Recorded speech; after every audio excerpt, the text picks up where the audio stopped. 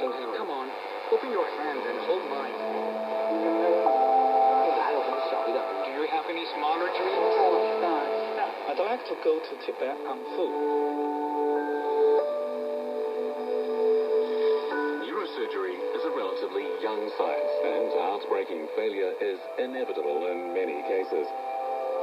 But patients' pain and the desire to survive have inspired generations of neurosurgeons in their quest for progress.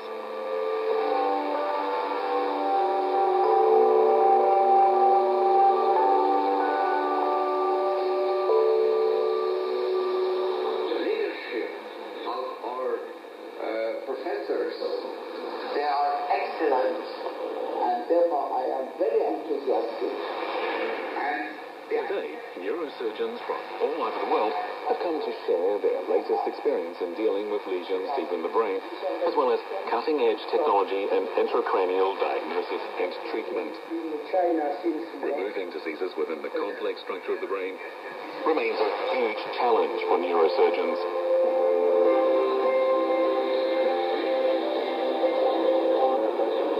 Thanks to the efforts of doctors, a brand new field of neurosurgery is being opened up. Our brains are not just made up of fat, blood, and water. The brain also contains electricity. The source of this electricity is neurons, which can be found everywhere in our brain. Our brains can generate between 10 and 23 watts of electricity, enough to light a bulb.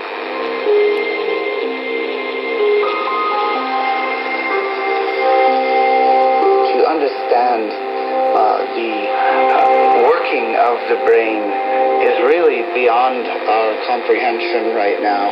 The brain has such a complicated wiring system, and it's even more complicated than electrical circuits because electrical circuits go on and off, but in the brain, each connection can be infinitely variable. So you have millions, billions actually of connections. We know very little about the brain, and the whole thing is very mysterious, actually. But neurosurgery in particular, I think, is coupling with neuroscience so that we can discover more about the brain.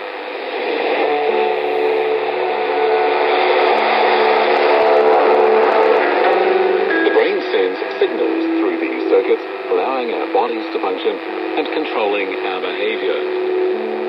When a disorder occurs and the signals are affected, a variety of nervous system diseases will be triggered and the whole body will be affected. Scientists today have found that incorrect signals in the brain can be altered by means of electrostimulation, creating a new way of thinking about therapy. 亲爱的听众朋友，你们好，您现在收听的是第8期的《派瑞顿加油站》节目。我是主持人婉婷。Dear listeners, this is the 8th episode of our revitalization radio program for sufferers of Parkinson's disease. I'm your host, Wan Qiu. I'm one of the thousands of women with this disease. Wan Qiu is 50 years old and suffers from Parkinson's disease. She broadcasts her show on the internet every night from home. She hopes to help those who have fallen into depression due to the disease. In China, there are about 2 million sufferers of Parkinson's disease. They experience uncontrollable shaking and rigidity due to abnormal electrical discharges deep inside their brains. In severe cases, they may have difficulty swallowing and lose basic abilities such as walking.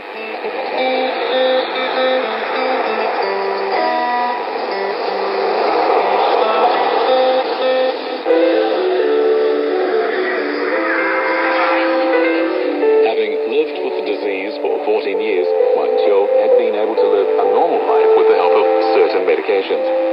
However, these are no longer effective enough to control her deteriorating condition. So we've now decided to undergo surgery as soon as possible.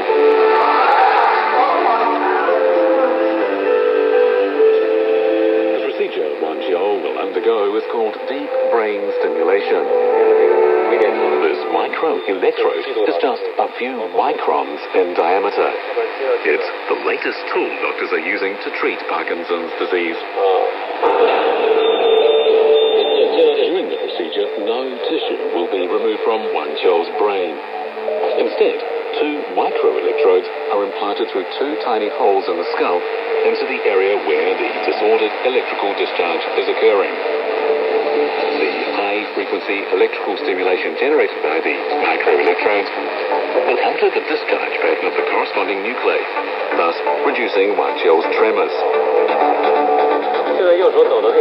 Your right hand trembles a lot, right? Hold the other 4 fingers with your thumb. Wan Qiu is given local anesthesia to ensure that the procedure does not affect her speech. Conversations like this will take place from time to time throughout the operation. Electrical signals in different parts of the brain are converted into sounds of different frequencies. This helps the doctor manipulate the microelectrodes and gradually approach the target lesion. We've turned on the machine. Let me know if you feel uncomfortable. After 2 hours of surgery, Wan Qiu was finally freed from the tremors that have blighted her for 14 years. No more trembling, right? A tiny error during this process could have led to a very different result. Because of doctors' unending exploration, human beings have been given more possibilities for treating brain diseases.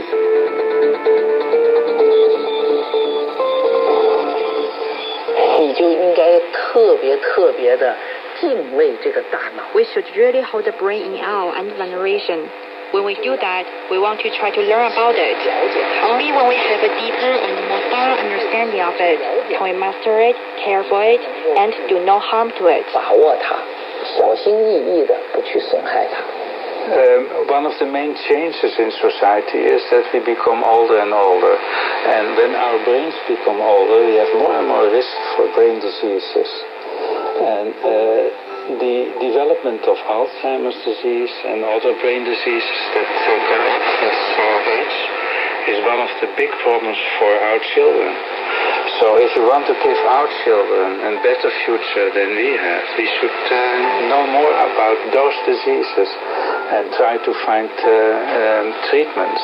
The great thing about predicting the history of where science, like brain science, is going, there's always some new technique or some discovery that changes everything. And so that's part of the great thing. Every morning, scientists, we wake up and we go, what has happened to yesterday?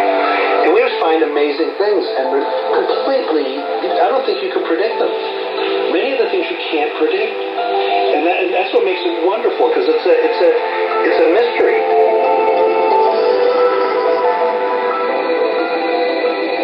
The brain is one of the most complex organs in the human body. It determines how we perceive ourselves and the world. With their extraordinary determination, patience, and courage, surgeons have explored the brain inside the cranial cavity. They have bravely declared war against pain, helplessness, and death resulting from brain diseases. The secrets of the brain have not yet been fully unlocked. As for how far neurosurgery can go, no one knows. This is a challenge with no end in sight. To know the human brain is to know ourselves. And, after all, the ultimate goal of medicine is moving forward through constant self-knowledge.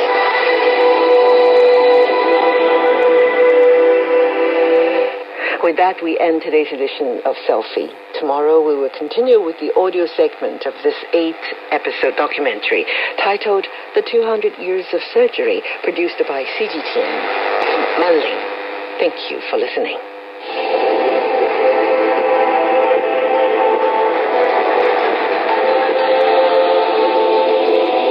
The final parts of the human body was conquered by the scalpel, thanks only to the rebellious act against orthodoxy. A highly unconventional approach brought about a breakthrough of epic proportions. Find out more in the next episode of 200 Years of Surgery.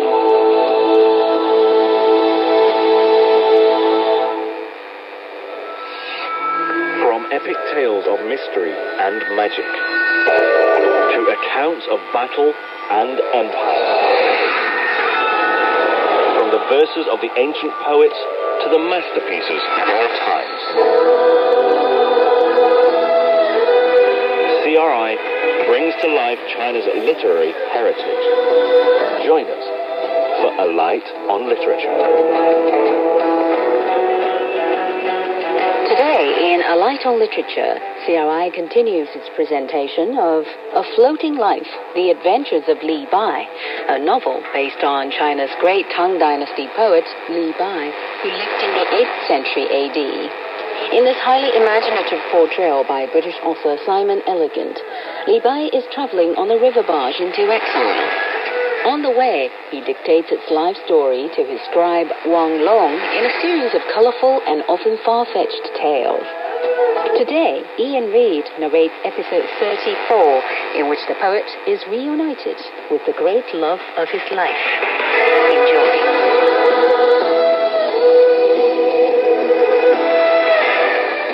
Li Bai settles himself in his usual place, saying nothing